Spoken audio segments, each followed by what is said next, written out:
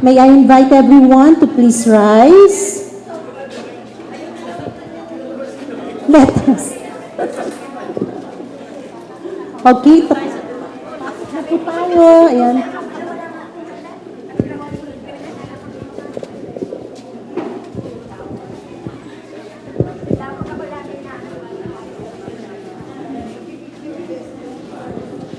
Okay, let us bow down our heads and close our eyes and feel the presence of God in the name of the Father and of the Son and of the Holy Spirit. Amen. Heavenly Father, today we are truly blessing you and thanking you for the good weather. Thank you for the good health of everyone. Thank you for the presence and camaraderie that we have shared earlier this morning. Thank you for the safe arrival of our guests and also for the preparations made by the CVSU Alumni Association officers for this event. Lord, as we come into your holy presence, we are praying for our CVSU Alumni Association.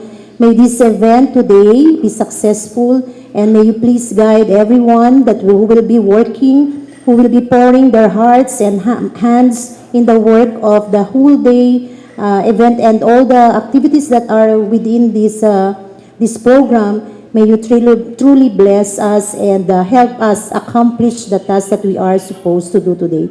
We also pray for the Bahay for alumni, for the blessing and generous pouring out of safety and of course generosity in this building, that we may be able to use this for the benefit of the alumni, of the graduates of Cavite State University, DSAC, and may we also feel the presence of your almighty and powerful love in this building, that everyone who will be entering this building will be truly blessed and will feel that love and comfort every time that they will be leaving this campus. Lord, we also pray and thank you for the support of the CVSU administration through our President, Dr. Robles, and through the support of all the Administrative Council who are working on this project. And we hope and pray that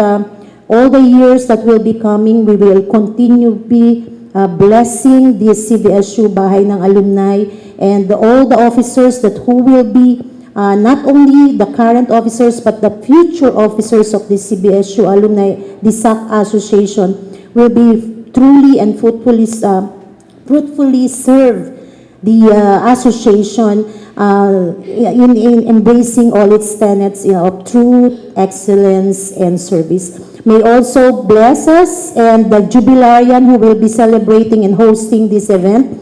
May you truly give them good health, and may they enjoy the whole event and truly be remembered as they come into camaraderie and